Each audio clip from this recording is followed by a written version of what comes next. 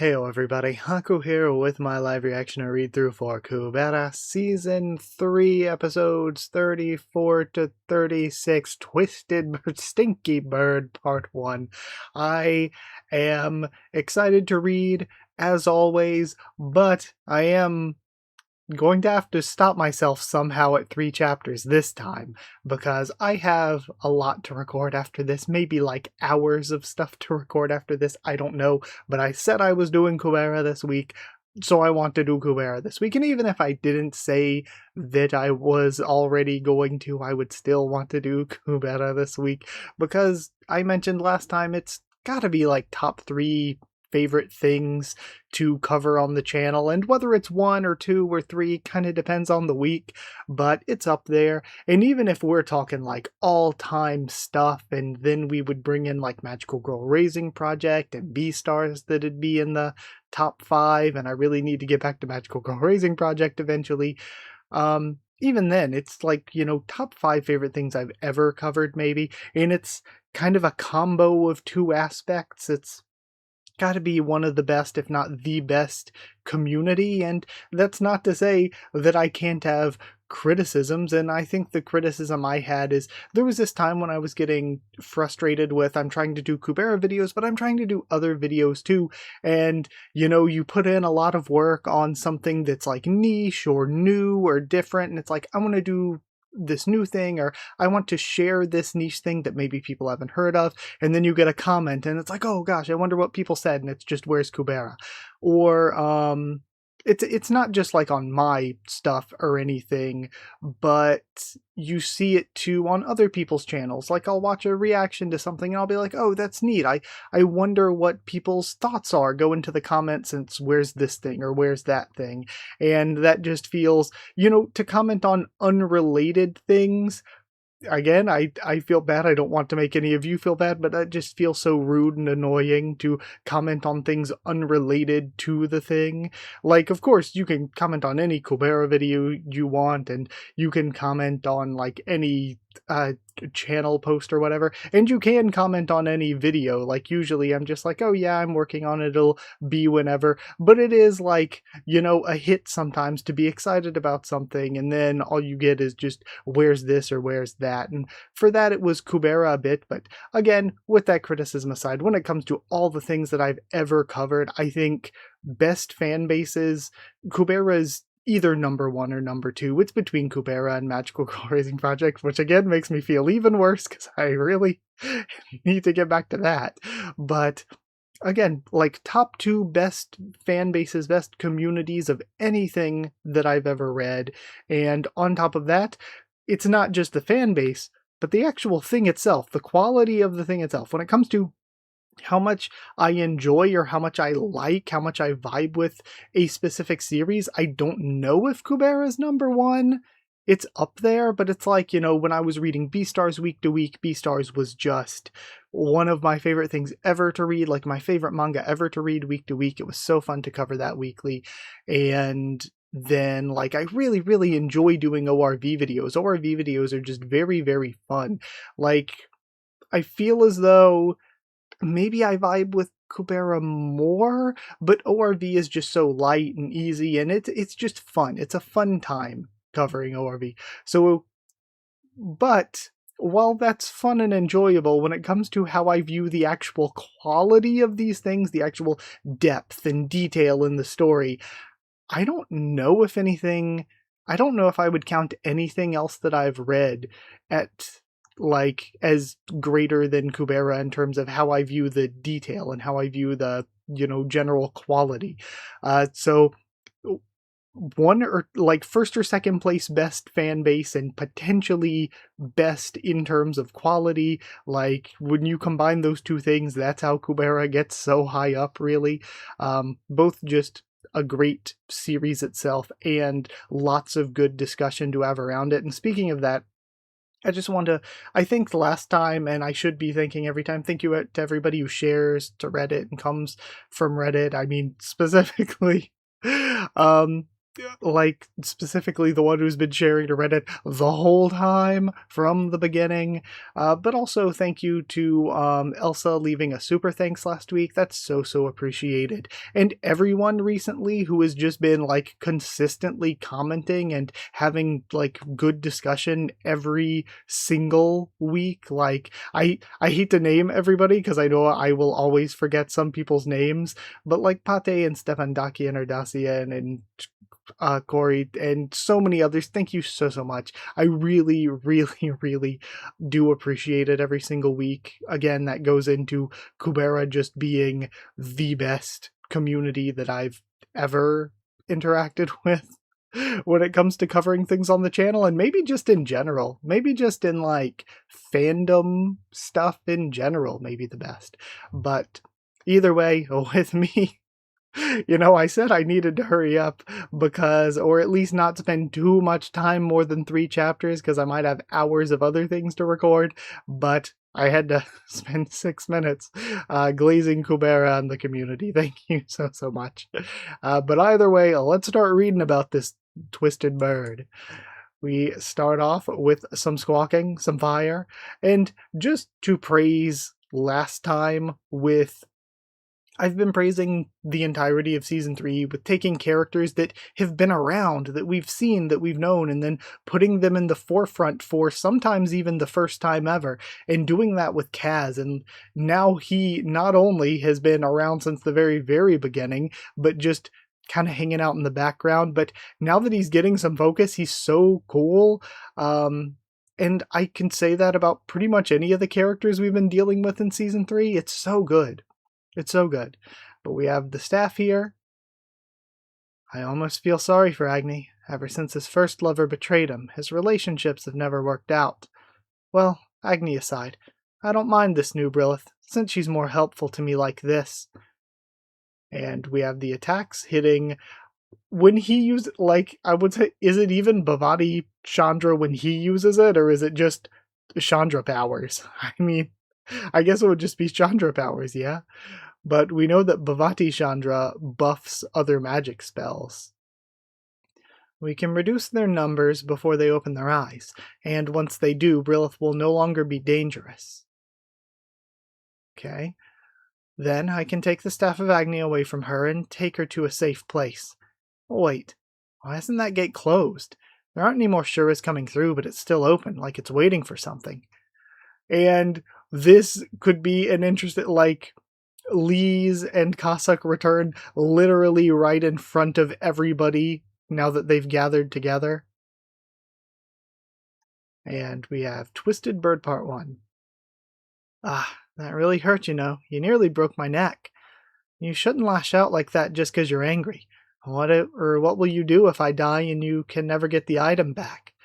I want to rip his body apart, but that would solve nothing. Whether or not killing him makes the item appear, I can't use it on my own. To think it requires a summoning spell. Doesn't that mean the item can't be used without human help? So that is a cool aspect to the item. That it's an item for advancing Shura's stages that comes at a cost to the Shura, but also requires human cooperation. Then how did Samfadi... I've been thinking. Honestly, I don't know why I should trust you enough to help you develop. Elvin said you were going to help us fight against those Shuras once you develop, but how can we know that for sure? Elwyn was really upset as well, like she was being threatened or something. That's because I threatened her. What I do know is, recently a few Rakshasas have been acknowledged to be on our side. In N16 there was a Rakshasa called Yuda, who was granted permission. Sorry, every time I see N16 I might laugh, because just for a half second I'm like, huh? It was granted, like, with the font and everything. It was granted permission to enter the city. And in N19, there was one called Shess who even participated in the Fighter Championship, although most people still think Shess is a half. Rakshasa participating in the championship is a half. Isn't that fraud? I'm going to lose on purpose after a while. Someone asked me to enter. And you're rigging the match? That's a really funny cutaway. Anyway, the reason those Rakshasas were permitted to stay among humans is simple, because the gods approved it. No way. Agni maybe, but Chandra allowed it. So you should go get their approval as well. Whether or not we should help you develop, I don't have the right to judge, but the gods will give us an answer. That's true, because they can use insight on Rakshasa, yeah? So they would know the intentions for Marna. Almost everyone who was at the Temple of Chaos seems to have escaped safely. Teo and the other fighters are all inside the barrier now. That's good, but if you found out why the turrets aren't working, we're still examining them, and the turrets themselves seem perfectly fine. Seda, Lila just arrived, and I can show myself in. You don't need to announce me. Lila, did you accompany Chandra here? Yes. Where is Agni now? He's at the barrier stone, but he asked everyone to leave. He wants to speak to the half, privately. Half? Chandra brought in a half and locked him up inside the barrier stone. Locked it up with what? It's a jail that prevents shurification. So it's a half with a shura form. No, it's more likely that it's a superior shura. But it's not a Rakshasa. He could speak and everything. If it's not a Rakshasa, it must be a Nastica. They're around. The shura that attacked Kalabloom 7 years ago was far too powerful to be a Rakshasa. Then, the one inside the jail right now is the one from 7 years ago? I can't be completely certain, but I think it's likely. The gods must have finally caught it after 7 years. They must be keeping it alive in order to question it. I'm not in the mood to listen to you ramble on. Get to the point. Okay, I'm excited for more Agni and Gandharva. If you're going to give me more Miss Riche or I don't like seafood bullshit, you should shut up instead. When I said that, I wasn't thinking straight. It's not what I meant to say. Can you answer me now, then? Who was it that made you attack Kalabloom? It was Sagara. I don't know why, but I've never even thought of her for the last 7 years, and I don't think I was the only one. Agni, you've met Sagara before. Did you think of her at all during the last 7 years? Something strange must have happened. Okay, so we went from the memories not being back to the memories being back. He kept getting distracted and couldn't talk about her, and now she's back. And then something strange must have happened. That's why I couldn't think of Sagara, but all of a sudden now. Why now? Why have you suddenly remembered her? However she managed it, she disappeared from our thoughts for the last 7 years. So what changed? Why now? And we have the awakening of somebody with blue hair. Is this going to be... Okay, and they have red eyes, so is this going to be Sagara awakening then in the HD? To be continued. I was going to say I don't really remember her hair being that blue, but it might just be the lighting. And of course we are in Season 3 4K HD season. So that is where we currently are. Really good chapter though. I thought the first part was really, really good. Hold on, let me go back up through. Sorry if that fast scrolling bothers you. Yeah, what did we have before the title splash? Okay, the Chandra stuff. That was interesting. I really, really, really, really like the Kaz and Marna stuff, though. Marna's character and, the mystery we're bringing up with Samfati is good, but also the ideas of, he probably doesn't want them using insight because they'll know what he actually wants. But without that, he can't get what he wants. That rock in a hard place is really, really cool. Seda seemed interesting here. He seemed kind of angry, especially at the idea of the attack from before. I'm sure anybody who lives in the city probably knows people who were killed in the attack, so maybe that's specifically why. But it almost made me worried that he would try something sketchy. Stuff like this almost made me a little worried there. But hopefully it's fine. And then, of course, we get stuff with the memories coming back, which is really interesting. And I really, really, really love the relationship from the beginning here between Agni and Gandharva. So seeing more of that when that's been super developed, really Season 1, we had all the stuff in Atera. Then Season 2, we have all the stuff where Agni shows up to stop him in Calabloom, and we get a little bit toward the end in the final battle. And now we're getting so much of it again at the beginning of Season 3. And then we have the awakening, seemingly, of Sagara.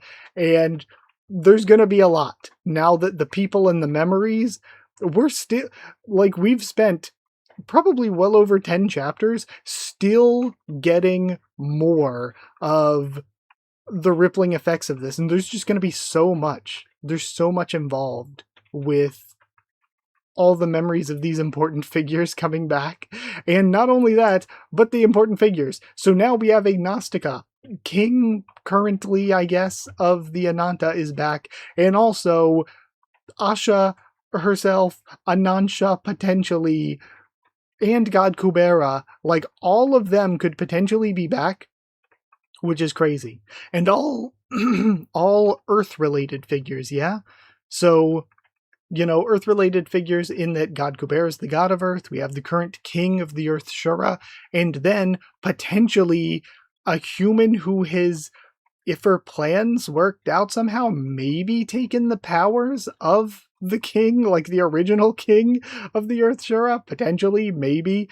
So there is a lot of Earth element Kubera related things going on in, you know, I mean, obviously, Kubera.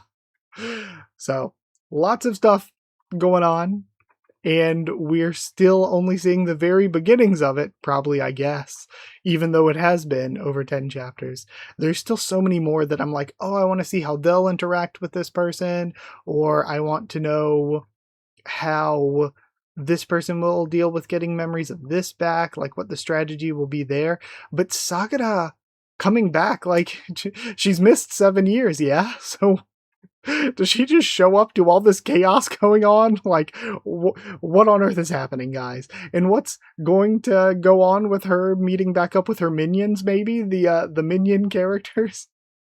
So, with that aside, let's go check out the afterword before continuing. Okay, so before moving on, we have the link that we're starting with, and then I'll apply a buff for you. I really want to get carried by Chandra. I think I can truly power level. Then, scene of match fixing. What was the result of the N19 fighter war? I mean, battle tournament, whatever. As mentioned there, Shus withdrew without much reason, so he didn't win. Lila, who looks the biggest because of the mask. Someone mentioned that Sierra's outfit looks similar to Urha's from Part 2. That's because they're from the same brand series. Speaking of series, you might have asked if Hera's Divine series is so famous that no one other than Asha has ever appeared wearing it.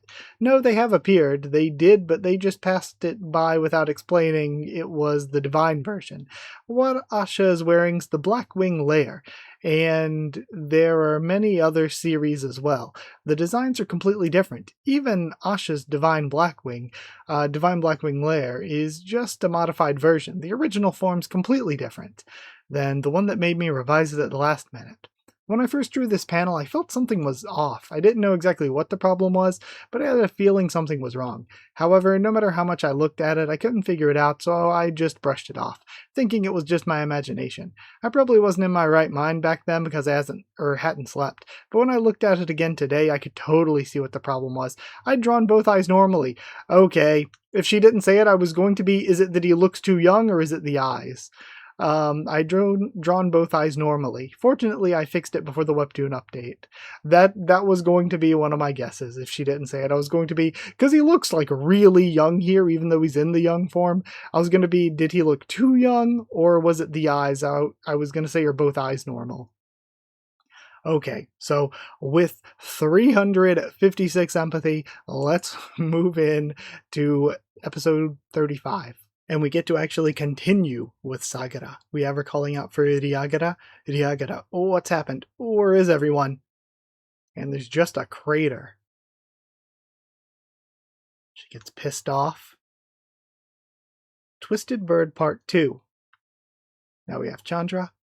I didn't think we'd be able to kill so many before they opened their eyes. It looks like we're pretty much done with the Tarakas in the air. It's good that she fought better than I expected. But this makes it difficult for me to take her somewhere else.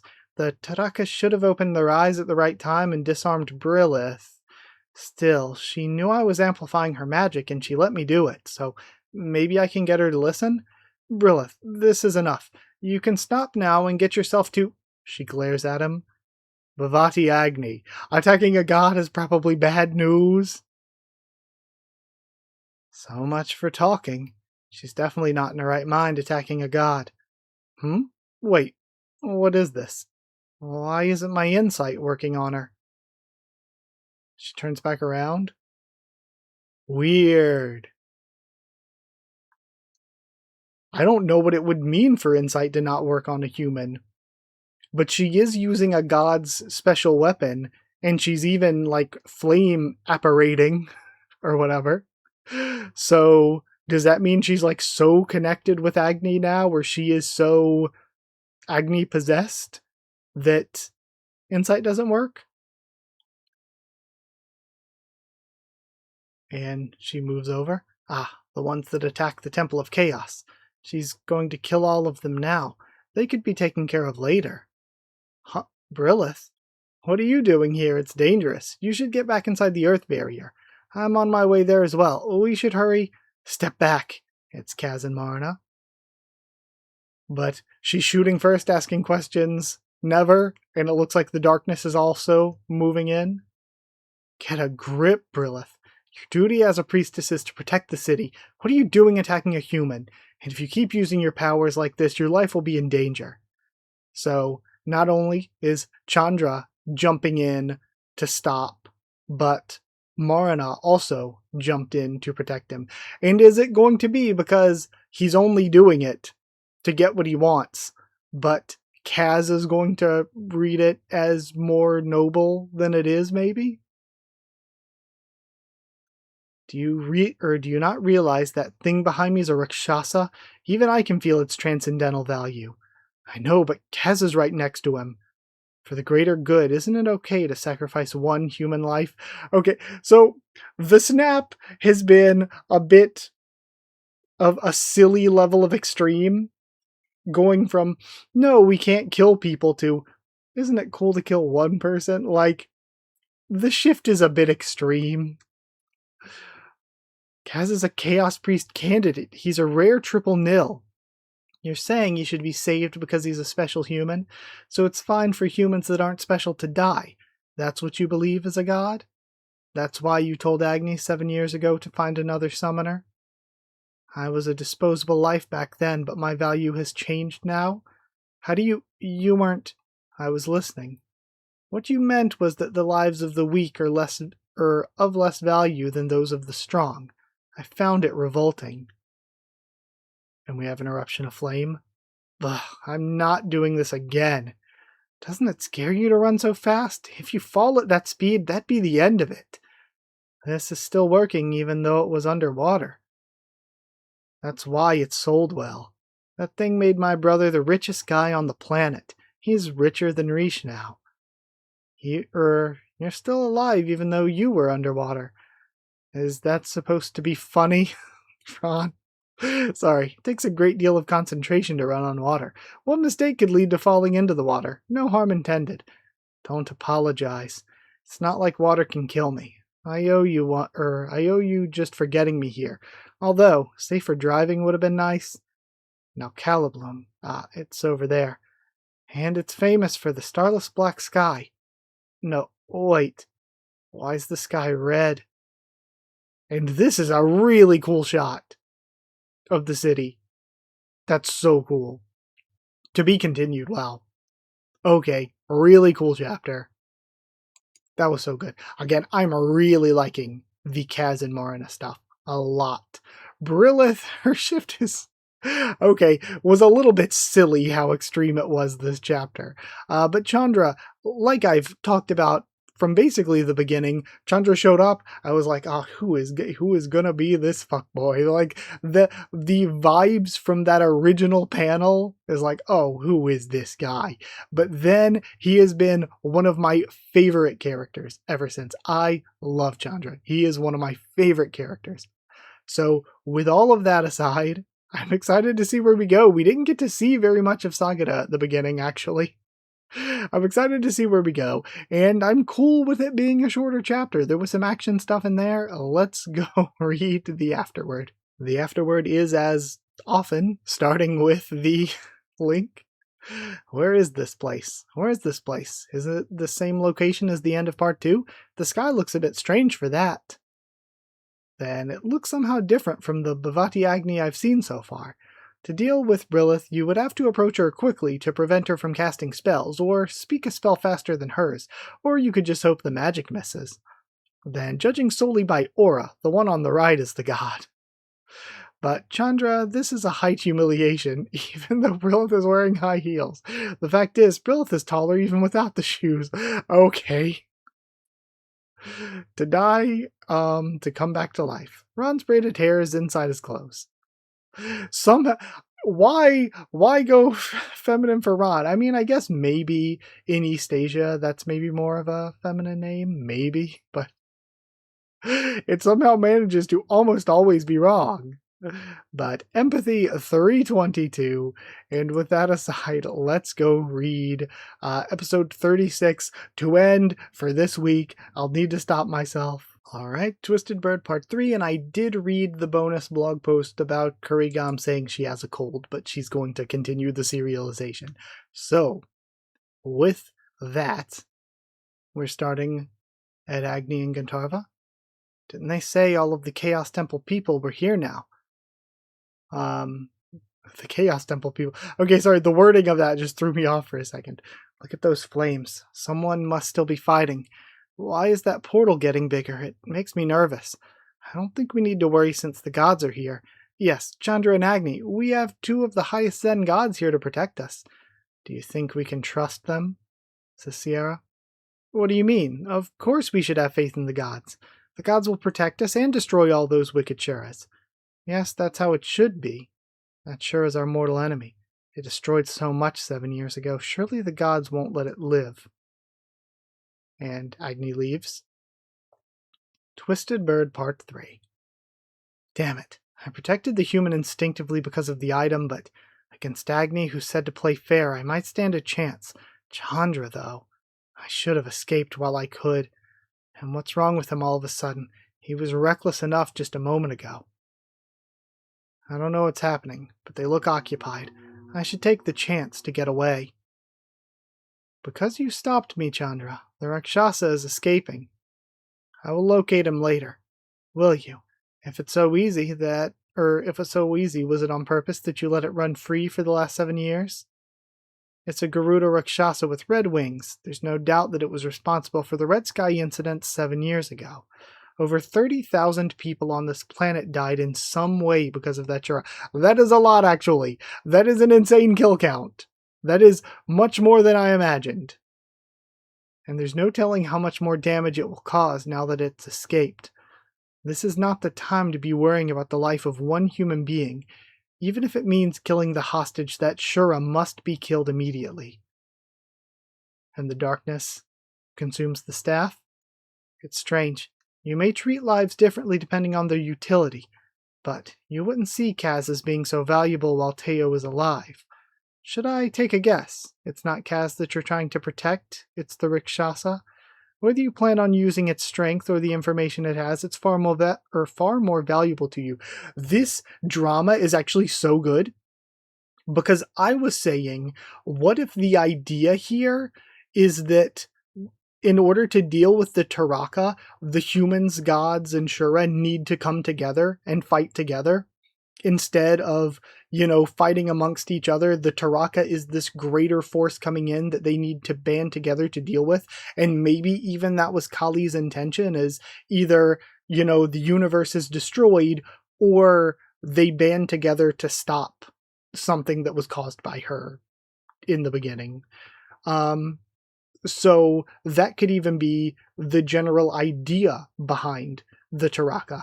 But that makes this conflict so good, because instead of bringing them together, now the humans who have been worshipping the gods, we have Sierra and now Brilith being like, okay, you're trying, like before Sierra, like, oh, surely they want to kill it, but why have they kept quiet about it? Why have they protected this Shura that did so much damage? Do they care about this Shura who's lived so long? They maybe have more of a personal relationship than they do about us. And here, Brilith again, are you really trying to protect Kaz, or are you trying to protect the Rakshasa? I love that it's driving a wedge deeper between the humans, gods, and Shura, specifically the humans and gods here, before, I think the general end game probably is that they need to come together to stop the Taraka, is the general full end game idea. But before we get there, it's not going to be so easy as they just put their differences aside and work together. If anything, it's driving more differences into them or exposing more of their differences right now. So I like this drama. Whether you plan on using its strength or the information it has, it's far more valuable to you. Can't hide your reaction, can you? You've always been the one seeing through others with that convenient skill of yours, and now you're on the receiving end. To think humans in their ignorance have unconditional faith in someone like you, how piteous. Yama's the only normal god in the other world. The other gods fear annihilation, but death means nothing to them. When humans lacked utility, hundreds or thousands of millions could be driven to death without the gods caring. And the history of those ordinary human beings was buried without being told. And the flames start to overwhelm Chandra. What is this? She's not just mentally damaged, it's like she's someone else entirely. How? And then she becomes flame. Stop, Brilith. Agni, thank goodness you're... Wait, no, you should be near the barrier stone. Why did you... You're late again. You knew, didn't you? You went to the underworld 7 years ago. Yama would have warned you, no doubt. If you didn't know before, you would have known then. You tried to dissuade me from using silent magic because you were afraid I would awaken. You were using insight on me constantly, checking when I would awaken or whether I already had. If you fear me so much, why have you still not let go of me?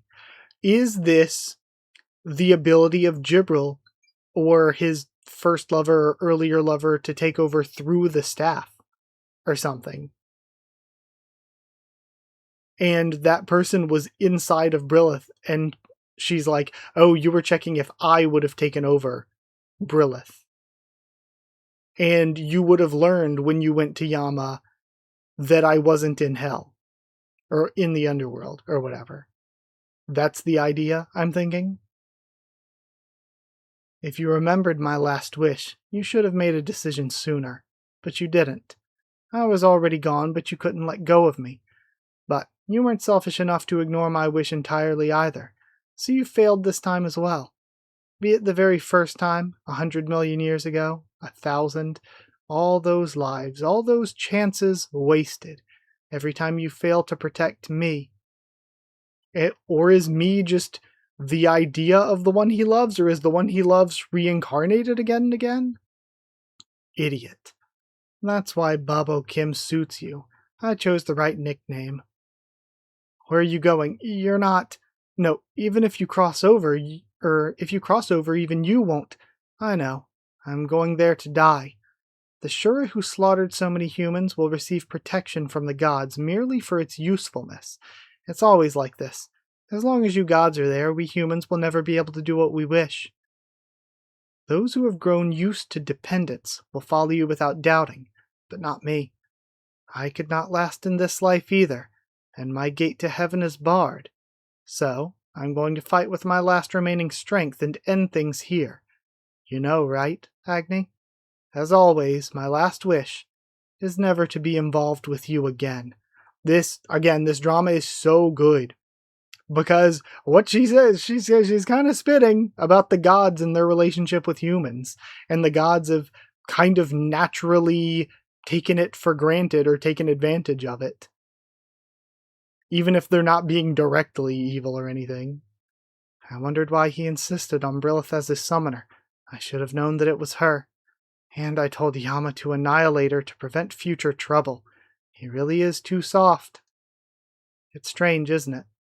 You've been using insight to read her thoughts for over 10 years, so why have you never seen visions of her future? I know the reason, Agni, but I'm not going to tell you. A bum like you has no right to know. The one thing I will tell you is, even if you defeat me here and stop her lifespan from being reduced, all of your efforts will be in vain. So I guess it is just his love reincarnated again and again, and Brilith is the most recent. So the old Brilith is gone, and now she is just, again, the reincarnated spirit through all these times. And she goes to fight the Shura, completely consuming them with flames. Either way, great chapter. Again, I really, really love the drama here. I think it's so, so good. I think the relationship between gods and humans, it's being done so well. So all of that, incredible, amazing. But before I end things off, we got one more afterword. Last afterword, we have the link, as usual. Then a staff is a wizard's dream. Hwachun's gon will keep changing from time to time, but it's not because I painted it incorrectly, it's actually changing. It appears black when Agni's dried, but currently Hwachun's gon's, the staff, base color is black. The person who keeps suddenly appearing, Yama the god of death, he appears quite frequently among the gods, while some gods appear in just a single frame as silhouettes or not at all. Yama shows everything except his eyes, and even delivers important lines. If you take the dialogue aside, it's just the typical lover squirrel. The speculation that Agni's girlfriend was reincarnated as Brilith has been circulating among fans for a very, very long time, and it's been revealed to be true. I don't know how much I like it because it makes Brilith seem like less of a unique individual character and more just, oh, she's just the same person reincarnated again. So Brilith is kind of just dead now. Brilith's gone and it's just the same reincarnated person again. And it makes it seem like their relationship wasn't spontaneous or he found something new in her. It's just the same person he's been chasing for tens of thousands of years. Then, if the threshold of paradise is that strict, then there must be something between paradise and hell, right? But this is, well, quite different from the romantic stuff you usually imagine in fanfiction. Eternal love, things like that. Reincarnation in the Kubera worldview is a bit different. You'll see as you keep reading. There's a reason why I had trouble answering when a fanfic writer asked me about the reincarnation setting in the past. That's true too. Now that we know that reincarnation is a thing, then it feels like since the gods and Shuras have lived for like forever, all the humans we know are basically just, again, we'll get it explained how it works, but if it works too normally, then it's like, okay, all of the humans are basically just reincarnations of people the gods already knew or something. So they're gonna have to be creative with it, I guess. Then watching my master get kidnapped, just standing there all alone. We have the lease panel. So very, very good chapter. Again, I love the stuff that's been done here between the gods and the humans. I think that's been incredibly well written, and it's something that I wasn't even thinking about. I don't know how I feel about the Brilith reincarnation stuff. I do feel like it's sad that it's basically just, okay, Brilith's gone now. But, you know, character deaths happen. And it's not like a normal death, but I don't know how I like the idea of reincarnation. Because again, like I said, now their relationship isn't this cute thing. It's, okay, no, it's been the same person that he's been with for forever, basically. And every time she awakens and she's like, I don't want anything to do with you anymore. So he was like with this same person, but just hoping she wouldn't awaken and ditch him again. I don't like what it does for their relationship, really, but I think it's something that I just need to keep reading and get a grander scale, get a better understanding of it. But where I am right now, I don't really like the reincarnation stuff, I don't think. But we'll see. Again, it all depends on how it goes. But with that aside, for now, thank you for being here. Thank you for watching. And like if you like the video, comment down there too. Tell me what you thought of these chapters, my first thoughts and reaction. Subscribe for more Kubera, much more on the channel. If you want to help support the channel by dropping a super thanks or sharing around, it is extremely appreciated. If you want to help support the channel by becoming a member or patron, you get One Piece Bingo a little early, get your name at the end of videos. So thank you to people who are already members and patrons. Thank you to chosen regulars Evan Holly and Bertie Wooster, Magical Girls, Dee Ben and Maru, Cheriton Student, David Langstaff, Slayer Candidates, SG and Stan Cedar, and Pure Element, Patiardi Hall. Thank you so much for your support. Thank you for watching, and I'll see you all next time.